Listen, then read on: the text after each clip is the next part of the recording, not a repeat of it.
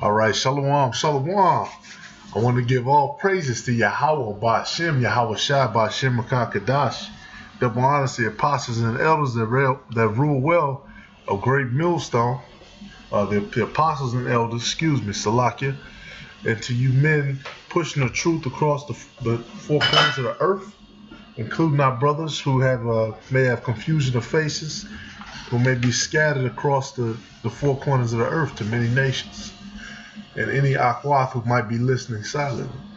I'm gonna jump right into it, because Esau, they gave us a platform, they gave us a little opening, and so brothers, man, motivated by the Spirit, we're gonna cash in. We're gonna continue to push the word, continue to push the truth that Yahweh Bashim Yahweh Shai has given us. I'm going to just jump in on the topic of slavery after slavery.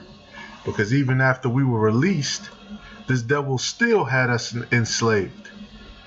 Even after the so-called United States, I put it like that, the United States released slaves, they still had slaves. Let's get into it. Let's see, I'm going to start on this part. Because that's a large part of our culture, so-called Black, Native American, and Latino. Much more so dealing with so-called Black people who are the Southern Kingdom in the scriptures. That's a huge part of their heritage.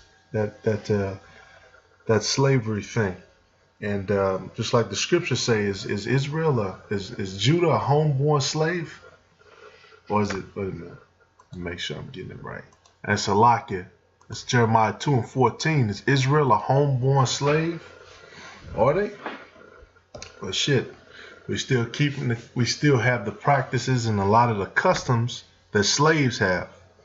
Slaves were given a lot of pig. They were given a lot of intestines. You go in the so-called hood, you're gonna see a lot of places selling you liver, gizzards, a whole bunch of innards, the parts that so-called wealthy people don't eat. You're going to see that. You're going to see tripe, which is the damn stomach of the cow. They eat anything. They eat catfish, which is a bottom feeder, anything. Pig feet, anything on a damn pig, which is an unclean animal, all going back to slavery. So that's another reason this devil has to pay, because they gave us so many wicked customs. The scriptures talk about giving a man strong wine and making him drunk. Which that's talking about the philosophies that they gave us. They gave us these different philosophies. Matter of fact, let me get that scripture. Here we go. Habakkuk 2:15. Woe unto him that giveth his neighbor drink, that puttest thy bottle to him, and makest him drunken also, that thou mayest look on their nakedness. And that's exactly what's going on here. This damn devil, he looked upon physical nakedness, but it's talking about spiritual nakedness too. First and foremost, we were spiritually naked. We didn't have that covering that we have now. We didn't have the spiritual garments that covering. I had heard all the symphonies there were, and all the chamber music, and the best jazz, and I said, this is the greatest music. There were 50 black men who were working under the whip and the gun, and they had the soul to make the most wonderful song I'd ever heard. And they had not only that, but scores more.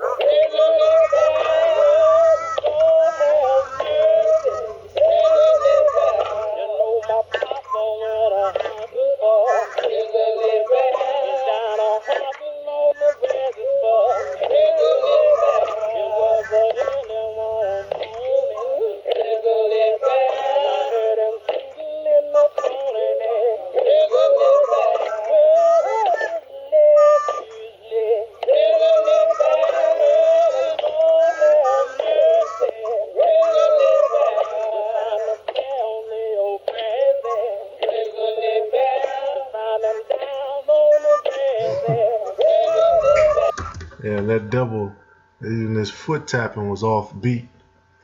That goes to show you, though, that the spirit, man, the spirit of Jake, even in hardcore slavery, hardcore bondage, They still have that rhythm. They still have that spirit. And another thing too, man. A lot of so-called Esau's his old school music, country music. They copied us. A lot of that stuff they took from us, so they heard us singing it. Like in that situation, Esau take that music, he'll take the beats, he'll take the tone. They'll go to the studio and they'll make a hit and make it seem like they came up with it, And they'll put that spin on it. Yeah, this is another country production that we came up with, but they stole it from us. And that's how this man has got out, man. They used our enslavement. They worked on our backs.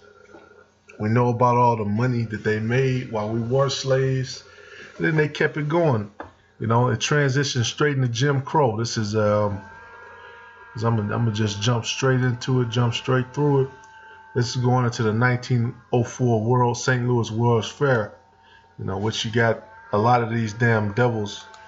I live amongst their damn descendants, and you can feel the hatred from these Edomites. You can feel it. It's straight up in your face.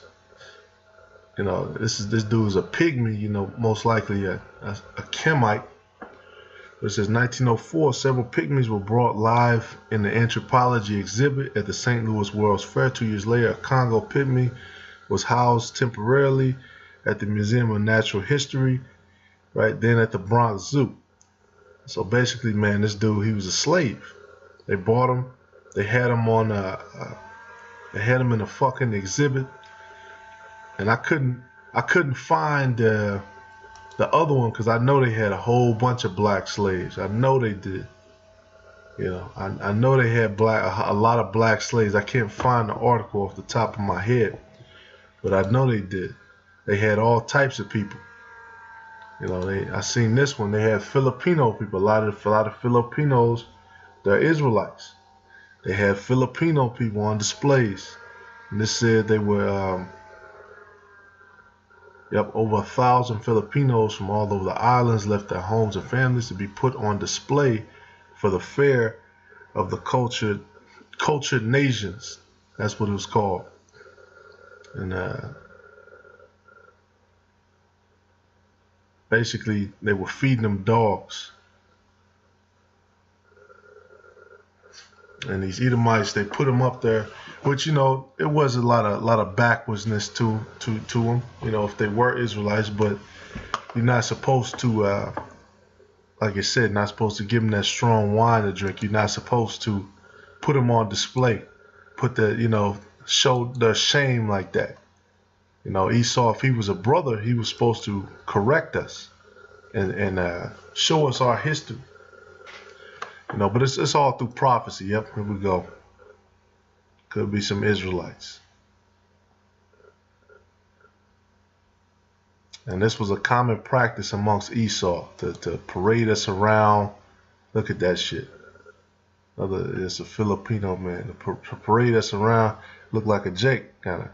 But to parade us around and make a complete mockery around us, take our kids, make our kids a little pet, have a fucking little rope around their heads and shit. It's a complete fucking joke. That's another reason we call you the devil. That's another reason you're gonna have to pay.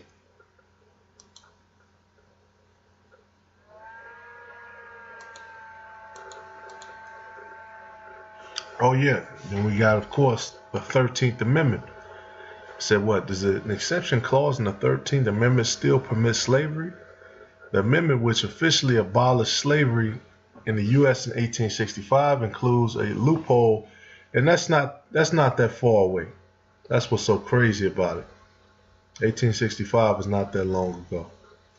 It includes a loophole regarding involuntary servitude.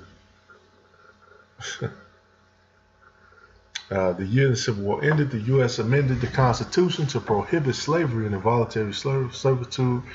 It was a big loophole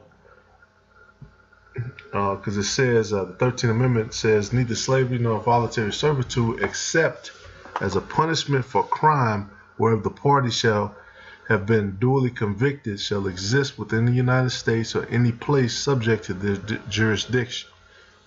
There you go.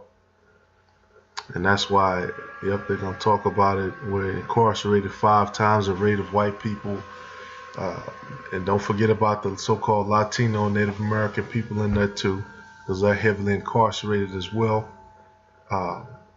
And this is basically, the prison is a private industry.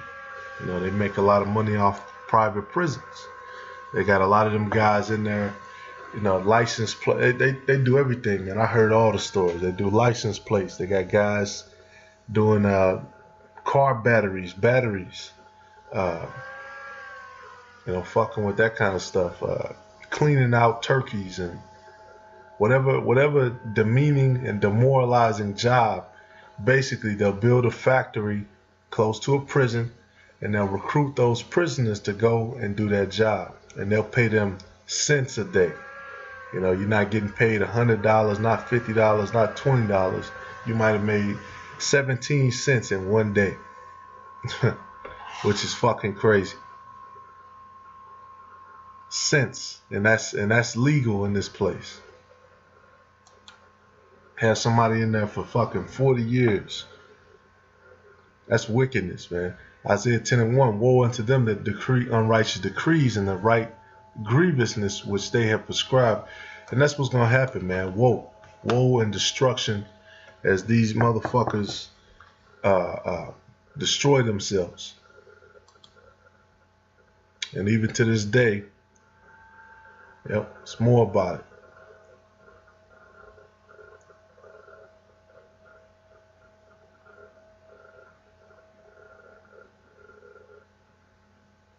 You got 2.2 million people behind bars. Said black Americans make about 13%, which they keep saying that, but you know, it was 13% like 20 years ago. So we don't, I wouldn't be surprised if we was more like 20%, but anyway, it said we make up 37% of incarcerated prisoners.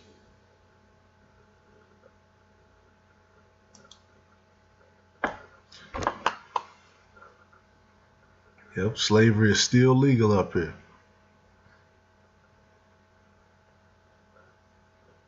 So, oh yeah, and to this day, because you got March Madness. This is a huge, St. Louis is a huge hub for March Madness. These crackers love watching some, you know, Jakes play basketball against each other. Well, let's see what the NCAA is doing, because they don't have to pay, you know, those players they have, even though they pay a lot of them under the table. A lot of them don't get paid. NCAA doubles down on comparing student athletes to prisoners. It says the business model of the NCAA relies on unpaid labor. It achieves tremendous profits by not paying the workers who create the wealth. All institutions that have existed thanks to unpaid labor make ridiculous arguments to defend their lordship over the labor.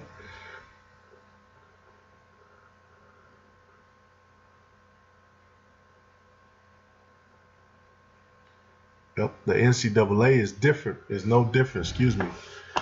It deploys paternalistic arguments, racist arguments, Greco-Roman arguments, and anything else it can think of to avoid paying college athletes, which, like I said, they make millions of dollars off these athletes. You know, all these different places that keep building new stadiums because all of the money that they made, and they don't have to pay these guys. And you know, being an athlete is not the most complicated of jobs. It's very simple, but it's still Jake, and they still do work hard. It's still a full-time job for you to be successful. And you know, you're not paying somebody. They have to eat fucking ramen noodles while you making millions off of selling a jersey and selling their merchandise and all of this shit. That's just insane. Shouldn't exist. That's once again, the scriptures talk about this is not your rest. This ain't our rest. This place is spiritually Egypt. This place is created to keep us caged up and to keep them with the money. Okay, where is it at?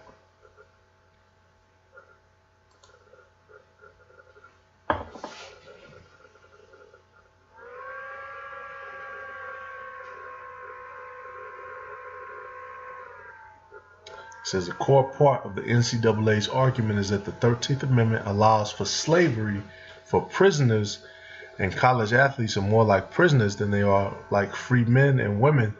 They keep coming back to the argument because it works to them.